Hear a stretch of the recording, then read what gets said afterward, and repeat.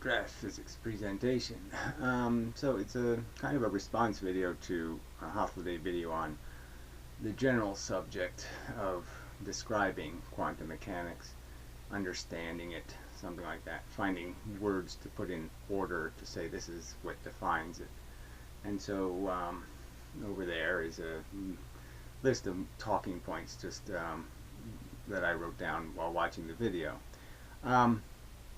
He's done a new video saying that particles can't explain interference patterns because interference patterns aren't caused by interference is the argument. Apparently he doesn't understand that part of the argument, and I think I've illustrated in a sense the two-slit experiment doesn't do what interference would create. It's doing something else, and I've argued that it's creating multiple images. It's not, there's no wave interference. It's just a pattern that looks similar, and it's the simplest pattern in the universe. So again, we're back to explanations, choosing extraordinary explanations versus ordinary explanations for simple things. And that's why I associate it with a God of the gaps approach to science, in the sense that it smells of the same. Don't do the work of finding out why things actually happen, just scapegoat and blame something else. The magic field did it. The magic bent space did it. So anyway, that'll be fun to do that video. So that'll be coming up next. It's got to be a piece of steaming crap. But anyway, all right. So understanding quantum mechanics. I would argue that quantum mechanics is a set of axioms that are irrelevant to the math. So the two things are sort of separate. The math does one thing. The explanations for why, or how you set up the math, how you define the variables, isn't intimately tied. It's just, some of it is dependent. If you don't do the Huygens thing, you can't make your sine theta to put into an equation. You can't make your probability factor to do your probability math. And to argue that probabilities exist is sensible, in the sense that that's what the evidence demonstrates, is that there's a probabilistic outcome. Newton's glass, for example, where you polish the glass, and as you polish it, each layer you polish off changes how the glass will reflect light. And it goes from 0% to 16%, with a bizarre average of 4%. Meaning there's a strange curve to create that outcome. But the fact is you just keep recycling through the process. You take a little bit off, you go from 0% to 4% to 8% to 16% to 0%, to 8% to down the line, and it's just a pattern. And patterns are by definition very closely connected to a word like probability. This probability is a pattern. The probability curves would be a pattern. So it's pattern mechanics, you could argue. Quantum pattern mechanics, smaller nano pattern mechanics. You could use lots of ways to describe this, but it's just an acknowledgement that at this fundamental level there are patterns. And certainly waves are very pattern-esque. But waves as a cause is, I would argue, suspect, because it doesn't match what waves would do. It matches some other mechanism that creates pattern. Okay. So not about causes, just about effects. So when they're doing their best argument for quantum mechanics, that's the argument they'll make, is that the math, the probability assumptions, are secure. And it's the recognition that they use this one term, quantum mechanics, to describe things that are, the part where their assumptions are included that aren't necessary to the outcome. You can explain the outcomes with different mechanisms, and they have associated the word quantum mechanics with a bunch of rigid theology about causes. So they're claiming, it's like I could make claims about the world in terms of looking at it from a God's creation perspective, and both claims about the absolute description of what it is, the outcome, could be accurate, but there's lots of explanations for the causes. And that's the danger of the subject of quantum mechanics, is there isn't any real hard, rigid separation between the fallacious assumptions regarding causes and the more secure facts concerning effects. Okay, description of what will happen, not why it happens. So we're back to the kind of the Newton thing. Quantum mechanics is anti-Newton in a lot of ways, and one of the ways is it doesn't have any of the discipline Newton applied, in the sense of not just making stuff up or boldly speculating on causes while you're presenting hard evidence. So you don't say something that's secure as a fact and then combine it with something that's very insecure with a fact, because the weak fact is going to tarnish the hard fact, and the hard fact is going to give false credibility to the weak fact. And good science, in my opinion, should be aware of that and attempt to avoid that mistake. And that would be my argument is the biggest mistake of quantum mechanics is no appreciation for segregating the bold speculations associated with quantum mechanics in terms of assumptions about causes, and the more secure recognition that there are probabilistic effects that don't require the God theory. They're going to be explained with evolution. All right. The problems with quantum mechanics. I can't remember exactly what he listed as these problems, but clearly it doesn't provide a deep understanding of mechanism. It essentially just says, don't, Heisenberg everything. Just turn everything into a simplistic diagram of the reality. You have incoming, you have the catalyst, the thing it's going to interact with, and you have outcome. And it basically says, don't pay attention to the actual mechanism, just assume everything went in anywhere and anything was coming from any position. So don't be explicit in diagramming the fact that the actual reality did have an explicit form. The photons do head for the two-slit experiment, for example. Each photon is heading for the center of the slit, or it's heading for the edge of the slit. It's heading for a location. And all of that becomes moot to this. We're just going to do here's the input in general terms, here's the medium in general terms, and here's the output. And it doesn't do what a good theory should do, which is derive more explicit connections between causes and effects. Describe them. A formula should describe them more explicitly. All right.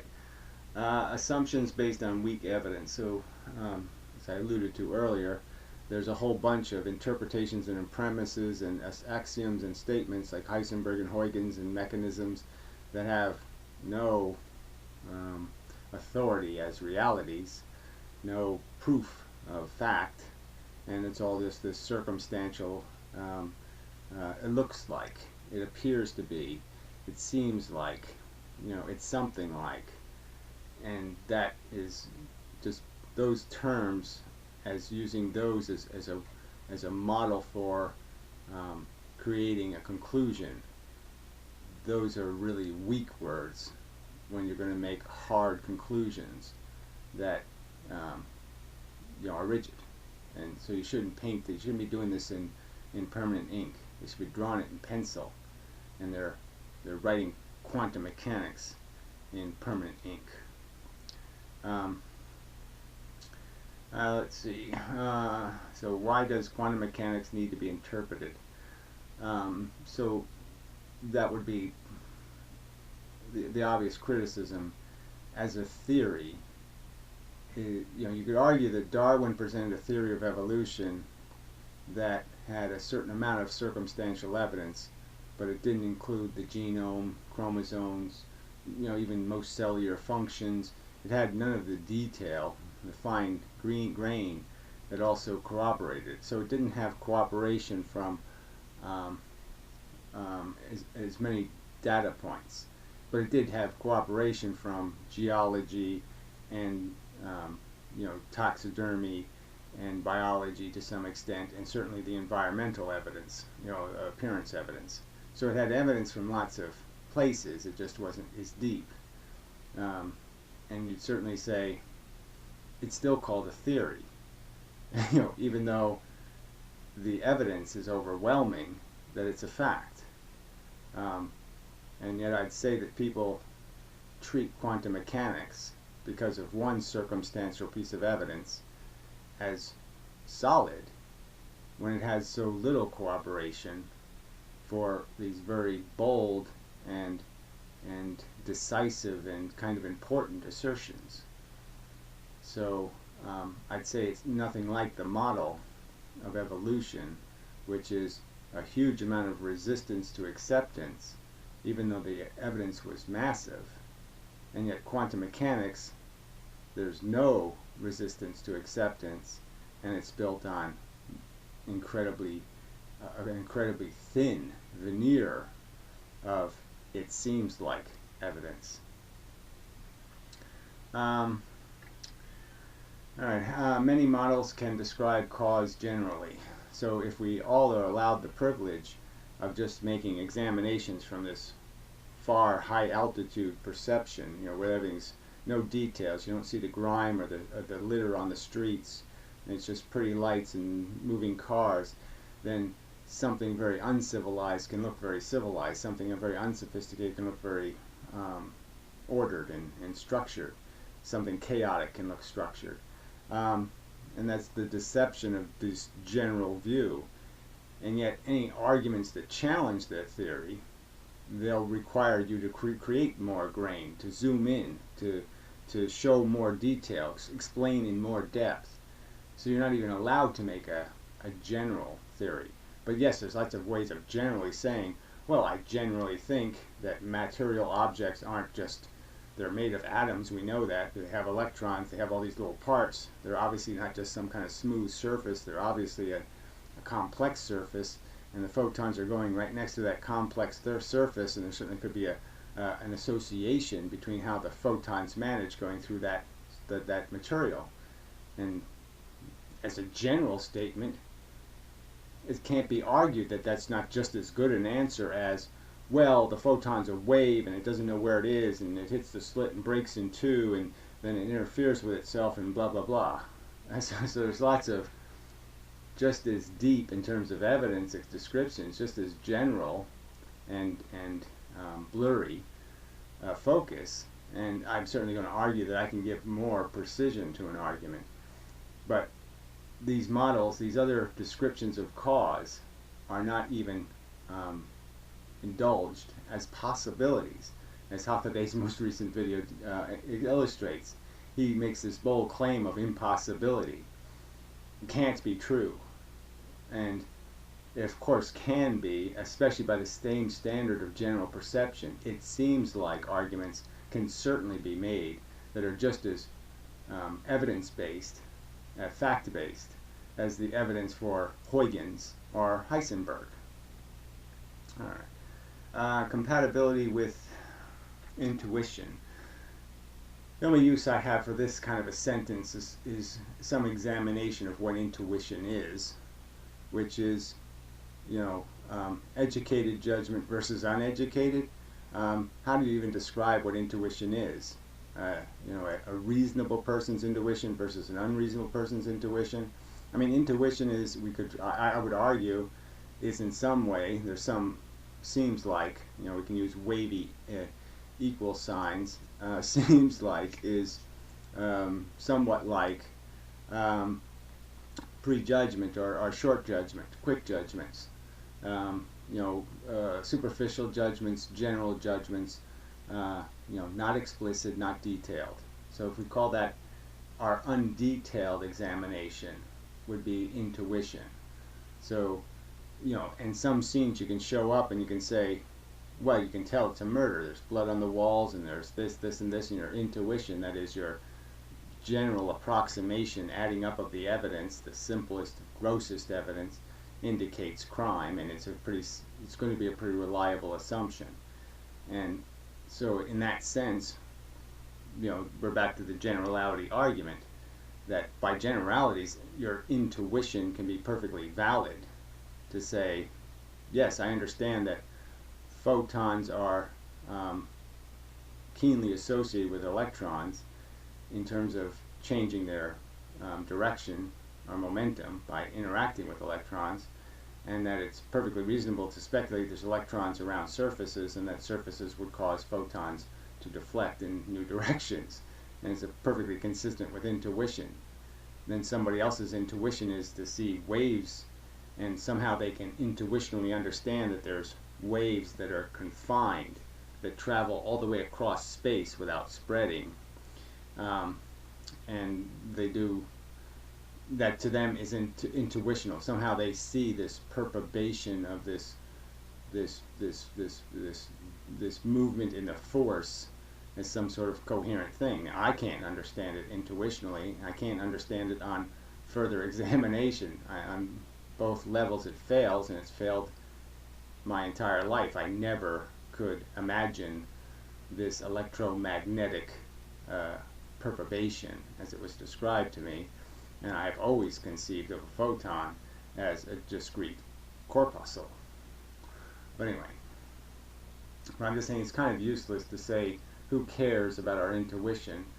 The real argument is, because scientists are looking for more than that. Scientists want the investigator to spend some weeks investigating the crime scene, doing good research, being careful.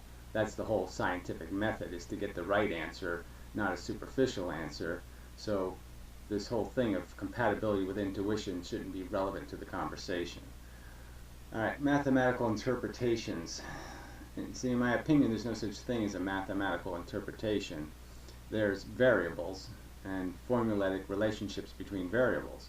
Now, how you acquire the variable, that's an interpretation, whether you use Huygens or not, to create a angle of deflection that'll be put into the equation.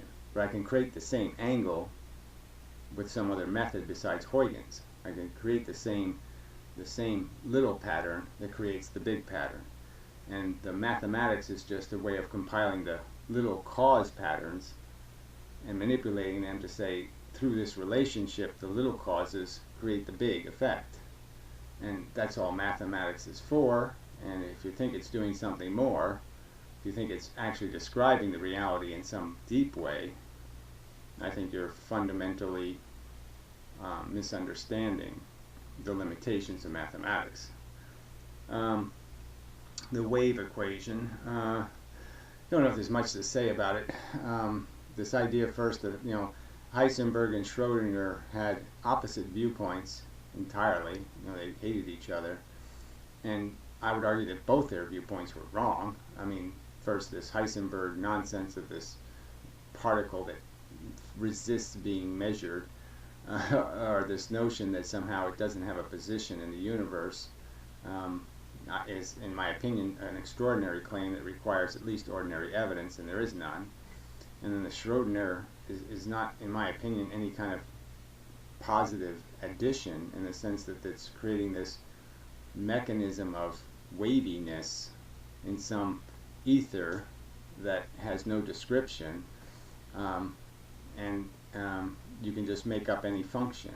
It's a God that you can give any properties to you choose, because it's completely outside the realm of examination. And so I would argue that the wave equation is only valuable in analyzing things that are real waves in real mediums, and that it has no relevance to the movement of photons through empty space, because they're not waves through a medium. Probabilities indicate process but not identify process. So that's just getting back to the you have the outcomes versus defining the effects, describing effects rather than detailing causes. And so again, the idea that there's a probability suggests, okay, the fact that there's cause for the outcome. We know that dice roll randomly because we know we create enough chaos in their interactions, enough complexity in their interaction that we cannot see or perceive the fact that there's a bunch of detailed events that take place that inevitably cause the outcome of, boxcars or snake eyes. It doesn't magically turn out to be boxcars or snake eyes. It quite mechanically turns out. And the causes are so subtle that we can't see them, and but that's not an excuse to say it's not causal. But the probability outcome is a result of just creating enough variable soup, enough changes in enough variables to disguise anything obvious in terms of associating the outcome with a specific cause. So if you put enough causes in, you can't tell what actually caused the outcome. All right. Truth claims without quantum mechanics are just preferred speculation. Truth claims about quantum mechanics are just preferred speculation. Right, so that's just getting again back to these interpretations of mechanism, and they're just speculating about the existence of a magnetic field and an electric field. There's no proof of them. There's no hard evidence indicating these things exist. There's just this intuitional comfort with the idea that, well, if we think of it this way, we can make it look like it works. Might not really explicitly be working very well, and that's the truth of the two-slit math. When you really examine it, it's not as accurate as it should be. It doesn't describe the actual pattern produced accurately. It's got a it just seems like her, and seems like shouldn't be good enough for science to make bold statements, to make these bold assertions like Hoffaday, particles cannot resolve the mystery of light interference. When again, the assumption that the effect is actually light interference. He hasn't even proven the existence of a thing called light interference. So why would a particle model have to explain something that hasn't even been demonstrated to be an actual event that even actually ever happens? It's like gravitational lensing. You can't keep arguing that it's a truth and that particle models can't explain gravitational lensing. Well, maybe they shouldn't be explaining it because maybe it's not a real event that happens in the real universe. And again, you're being fooled by seems like superficial examinations that get you wrong conclusions. All right. Heisenberg uncertainty principle, I sort of just already covered that a couple of times, but the very idea of you have the simple answer, which is the things are too small and there's absolutely no way we can measure a photon's position without radically and substantially destroying any properties it has. We can't see something because we have no mechanism to see it that isn't bigger than it. We have to see something. Seeing is without disturbance. Seeing isn't changing. So our eyesight, quite obviously, in no way substantially changes anything because we're just absorbing reflections that we're going to hit it anyway. We can't do any of that to see a photon. We can't passively interact with one in any way that's scientifically known. And yet their conclusion is the mysteries of the photon are completely a function of the photon and not a function of the fact that we just can't see them. So that would be my simplest argument. Is again, it's the extraordinary explanation, the invisible man explanation, rather than the, well, why don't we go talk to the ex-husband? You know, the collapse of the wave function, just a made-up notion that first there is a wave, that there's a wave function. First, we don't have no evidence that photons are actually waving. They're just coming at a frequency. They have a frequency and a wavelength. No indication that there's some kind of wave, that they're a collective of soldiers that are intimately tied together, and if you affect one soldier, you affect all the soldiers. No evidence of that.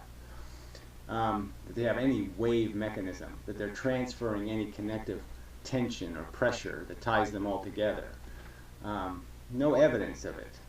So, I mean, everything about this idea of a wave function collapsing, when first you haven't demonstrated the existence of the wave, or that there's such a thing as a function of a wave, in terms of sending out radar or something.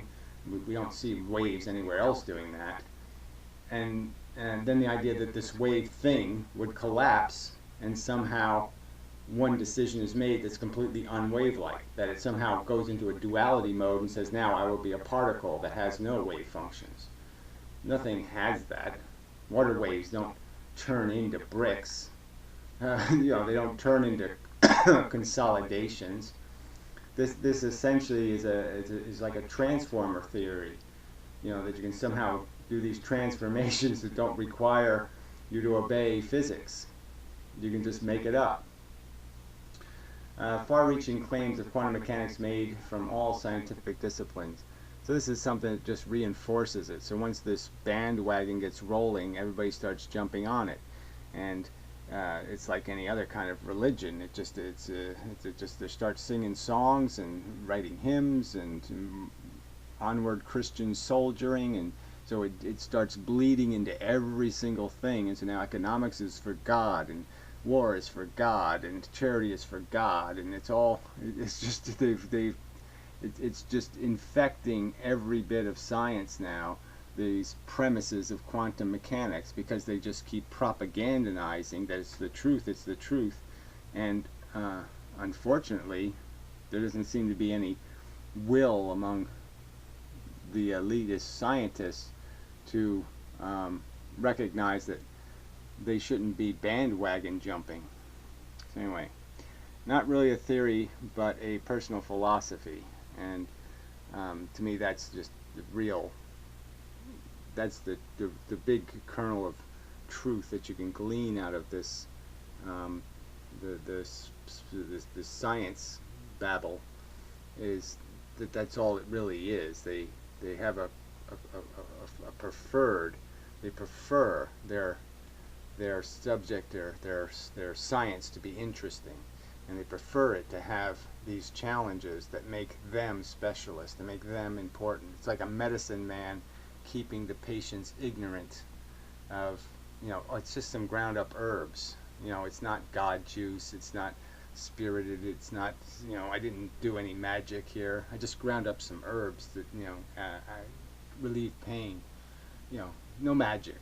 But they want the magic to appear to exist, and so they tend to move their science in a direction that keeps the mojo, keeps the mumbo jumbo elements, to keep the patients ignorant of the fact that they're just doing logical process, dissection of a crime scene.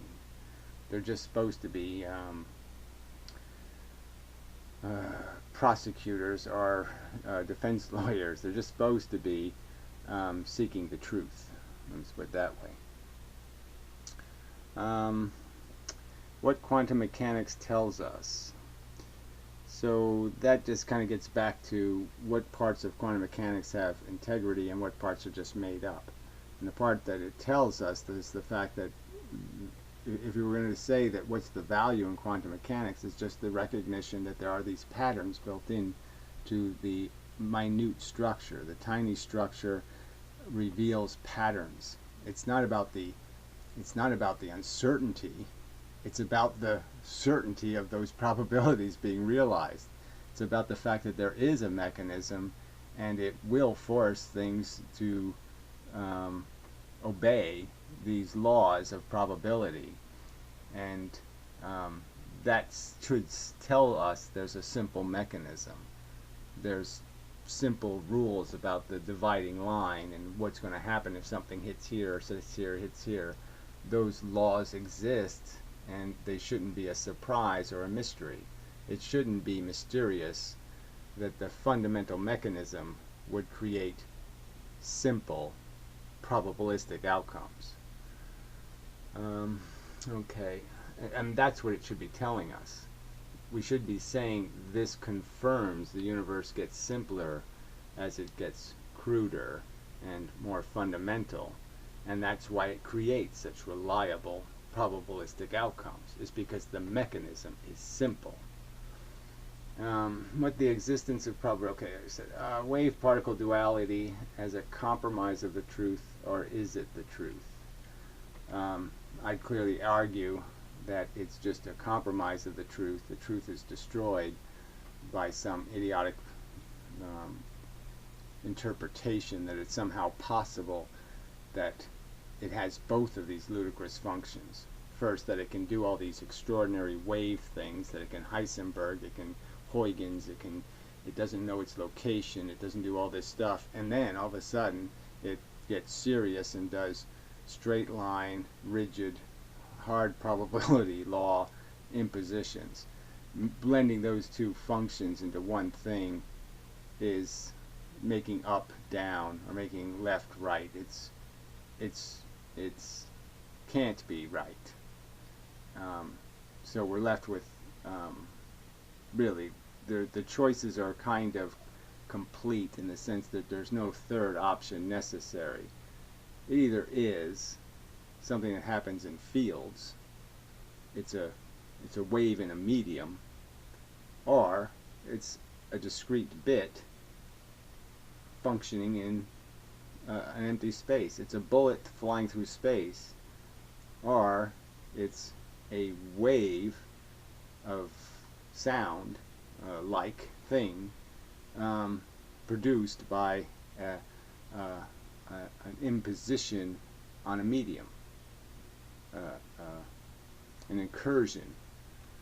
Somewhere there's a medium and something incurs on it to create the movement of the photon. It's either one or the other.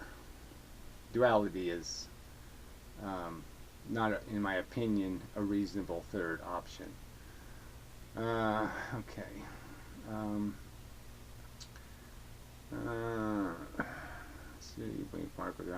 The word wave has no meaning when it is confined to no explicit properties. So this is like so fundamental to this whole thing, is they're describing these waves that don't have any of the properties of waves. One of the fundamental properties is all mediums that carry waves is the wave spreads sideways as well as forward. The pressure is what's spreading. So it's essentially a moving bullseye of pressure. So if I poke my finger in water, you get it.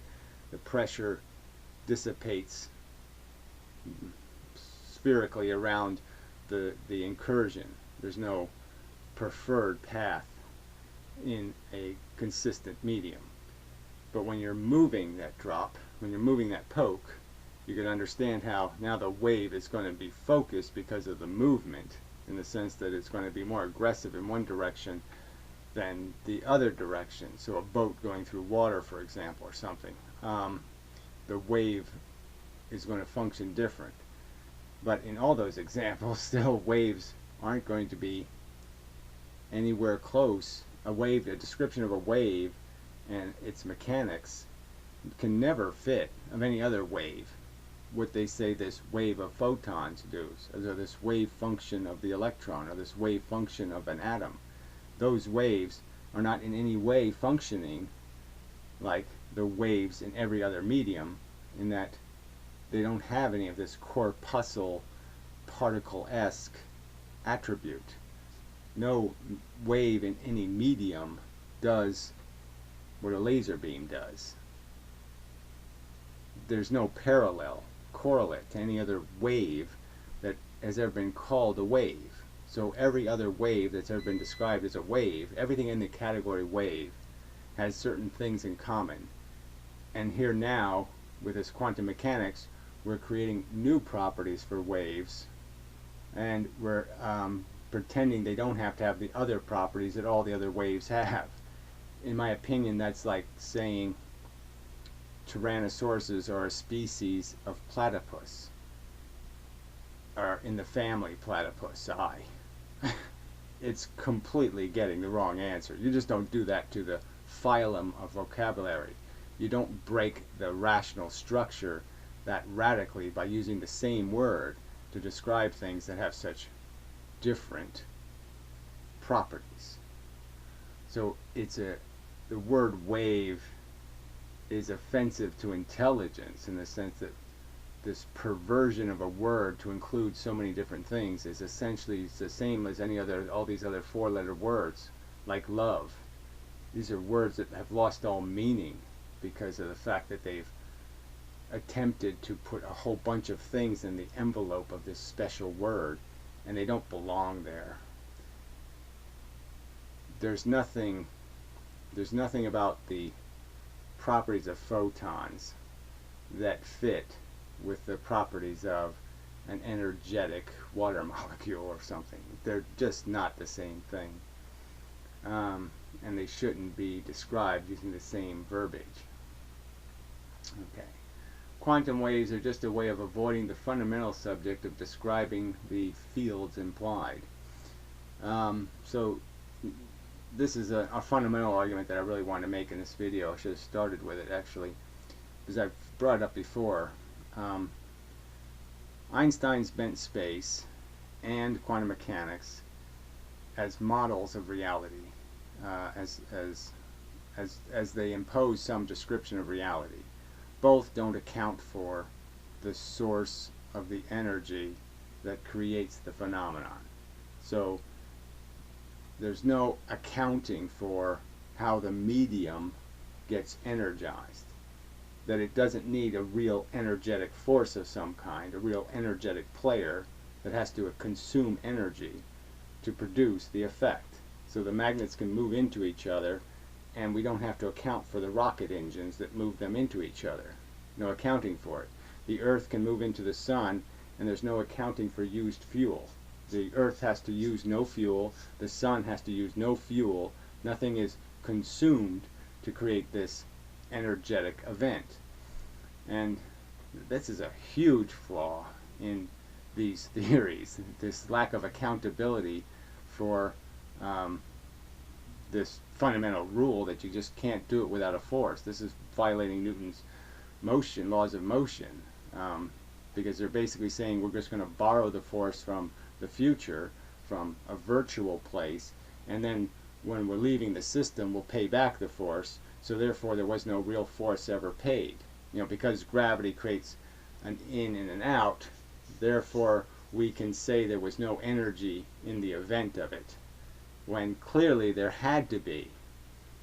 You know, you can't, just because there's an event that gives back what it took, doesn't mean it didn't take it and it didn't give it back. Those are events that happened, and they can't happen without an instigator, without a mechanism. And so it just breaks fundamental physics to play this game that you'll steal energy from fake places, and as long as you're in a system where it's conservative and you have to give the energy back to get out, no harm, no foul. But there's huge harm and huge foul, because we know if the Earth does crash into the sun and it doesn't escape, that there's going to be a huge energetic event for which there's been no accounting of where the energy came from. No accounting of where that acceleration came from. What rocket engine pushed the Earth into the sun? And it's going to have an energy effect. The impact the force that's inside of the Earth is going to be released, and that force is real. It's not nothing, it's a something. And to place everything in these fake fields, and again, they just don't even honestly say it. They don't honestly take responsibility for their seizure of this word wave, and understand the consequence of seizing it is you have to explain where the energy came from, because we know water waves come from something. A meteor has to hit the ocean to create the tsunami. It doesn't just tsunami. It doesn't, some crab doesn't just wiggle its nose and all of a sudden the witchly events happen. The big event happens through the no energy involved. The system just somehow creates the energy. So it's a it's a complete evasion of responsibility for the superficial examination of function, and not to recognize that you just can't do that and call yourself a physicist, to just invent these fake places from which fake energy is generated and destroyed. And it's just wrong. Clearly quantum mechanics clearly implies the existence of ethers, whether you call the electric field and the magnetic field. These are ethers. They're somehow capable of through some sort of ESP, sensing what the magnet wants without a real energetic event taking place, without a real incursion into the medium, no poking required, just the idea of a poking, and somehow it perturbates a photon that doesn't have to be accounted for. A force element moves between the magnets, and it doesn't have to be accounted for. It didn't come from the magnet. Well, where did it come from? Anyway, and how did, if it comes from the field, where did the field get that capacity? Where did the field get the pressure or the bits to create these virtual photons? Where did the field get the energy from? Alright, so the wave emerges from what? So again, that's just another statement about this vague notion of a wave in what. If you're going to claim these are waves, you have to explain waves in what, and your answer is godness. Liquid godness. There's no explanation for what this stuff is. There's no even curiosity, it seems. There's just this this insane acceptance of, oh yeah, space can bend, so that's cool. We just make space bend and that answers the question. And yeah, we'll just create these ether fields of mush that can create all this energy to smash magnets together for who knows what reason. Because the magnets had a little thought or something, and the medium read their mind and said we have to react in some kind of mechanical way and force these magnets together with magical energy that doesn't have to come from anywhere. I'm sorry. That doesn't meet, 6th grade science muster. 6th graders would know enough to say, you need to say more about that than that. That's not a good enough answer. And for grown science, to settle for these completely empty explanations for where the energy comes from.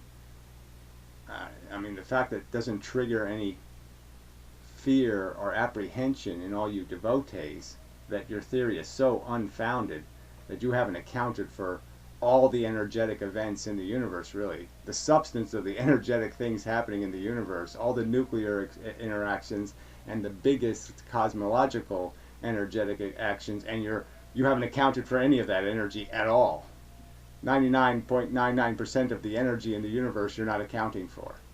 Where did it come from? What fuel got burned? You have no answer, and you're accepting the non-answer.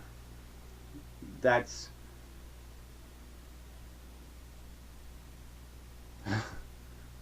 when I see something do something completely insane and imbecilic, that's my reaction. How could you fall for that? How is that acceptable to a rational, inquiring mind seeking answers, to have such a vague and vacuous description of the most important functions in the universe, and call themselves scientists, and physicists in particular? Physicists, looking for the physical, and this is what they come up with, the God gap field. Anyway, mathematics is just a formulation of relationships. So I said that so many times, but that's all it is. And how you fill those variables in the formulation The formulation has variables that identify things like distance or hardness or heat or temperature, or all those are the variables. What causes the variables to exist, to have how we measure them, and place a value. There's lots of ways, like I said, in the wave equation, to synthesize the sine theta, to synthesize the angle that creates the percentage that creates the probability. There's no probability math without that angle. That angle is critical, and there's lots of ways to establish why there exists that angle and why there exists that proportional relationship that is integral to understanding that it goes from 16% to 0%. Just as I could explain that as you polish glass layers, the atoms go through a geometric on the surface change that is a reflection of that probability. They just get turned, and when they go a certain amount of turn, they just kill that atom and go with a straight one again. And when the atoms go a little bit crooked, they kill that atom, it goes back straight again. That's it. Nothing more complicated than that required as an explanation. Anyway, no experiment can provide a qualitative proof. So I wasn't asserting that. That's sort of the assertion. That's sort of the fact that exists here, is that we just have a lot of mushy evidence, and we don't have that really hard videotaped evidence. We don't have the images. We don't have something really rock hard that says this is undeniable. And that's a real huge liability here. But it shouldn't be if these people had real intellectual integrity, because then there would be an acknowledgement that yes, we don't have the evidence yet to draw hard conclusions, and we must accept that their alternative conclusions can be perfectly viable and may be perfectly correct. They just haven't been proven yet. And this idea of declaring yourselves winners when you haven't won, you haven't proven it, you haven't reached the finish line, and there's all this celebrating as if you've done the job that needs to be done, and you haven't. Okay, no real issue is explaining. Let's see. No real issue is explaining. That doesn't sound right. The medium of the force. I don't know what that is. I don't know what I was saying there at all. But again, I've already said it. In my opinion, gravity is clearly a force. Magnetism is clearly a force. The charge is clearly a force. There's an element of force that forces electrons apart and into each other. There's a force that forces magnets apart or away from each other. There is a force that causes the Earth to move towards the Sun and the Sun to move towards the Earth. There's a real mechanical, actual force that is made of real energetic bits that have to actually do the moving. It doesn't just do it. There's no it just does. No, it does for reasons, and the reasons have to have some coherent force tied to them, not some ambiguous field that somehow can act like a force when it doesn't have any of the mechanics of a force, when it has no hard materiality capable of giving it force potential. Vector spaces and enlightenment. So these are words Hoffaday plays with, these vector spaces that are not, there's more theoretical, unproven kind of ways of dissecting the field of play and say, let's turn it into a checkerboard, and he'll give the spaces properties, not the things on the spaces. So again, there's, in my opinion, no point if you think the properties are created by the board and that the properties aren't the thing the checkers have. Checkers have properties, not the board. And entanglement is just bullshit. I mean, incredibly weak evidence, no hard evidence of any such thing. and just bold imagination gone wild. Nothing to do with reality. Extraordinary explanations versus ordinary explanations. So that's the key argument here. Is if you're going to go with the extraordinary, then you should understand the obligation to have really good evidence, and especially when there's an ordinary explanation. So again, I would compare it to the religion versus evolution argument. Evolution's the ordinary explanation.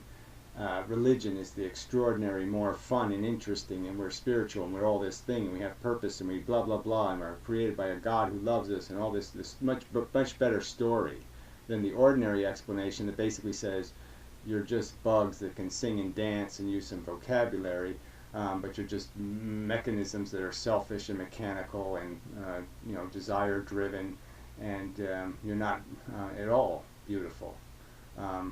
You're just addicted and mechanical. And so yes, the ordinary explanation is not pretty, but when it exists, especially when it exists. I mean, you reach for extraordinary explanations when you don't have anything else. You can't blame the first people that invented religion because they had no capacity to imagine a world that's 4 billion years old, and that and that DNA allows organisms to carry traits into the future, and it's a little bit sophisticated for them to be expected to create the ordinary explanation. So they didn't have it competing. So all they had was an extraordinary explanation or no explanation. So of course they reached for it. They accepted it because it was better than nothing. And when Einstein first introduced event space, there was no competing model. Newton was saying, I tell you what happens. I don't tell you how it happens. So yeah, there was no competing evidence-based proof or description. There was no evolution to compete. But once the theory of evolution shows up, once the ordinary explanation becomes a viable alternative, you have to be fair and recognize that yes, the old explanation is silly and extraordinary. It's a UFO theory. It requires extraordinary evidence. It doesn't even have ordinary evidence. And there's a mountain of evidence that ordinary functions can describe these events, and that we don't need to reach for these extraordinary excuses and fantasies about how the universe works. All right, so enough said. Again, a key subject that somebody should answer somewhere is explain to me why your mediums, how do you account for the energy? Where does the energy come from? Besides you just assigning a non-mechanical, non-real, non-material source of Earth movement. The Earth moves because it feels like it. What's your explanation for how it mechanically is compelled to move towards the sun? And I think your answer is just going to be religion, because quantum mechanics and space-time provide absolutely no rationally cognizable explanation for how the movement happens. How it does everything is exactly like a force affecting it, and yet somehow it's not a force. How is that possible? How is it possible for nothing to duplicate the real something of every force we ever called a force? Every encounter that was a force acting on something. Anyway. So, till next video, which should be not too long, because yes, Holiday's video is ready to be played, so I'll probably get to that sometime today. Anyway, till next time.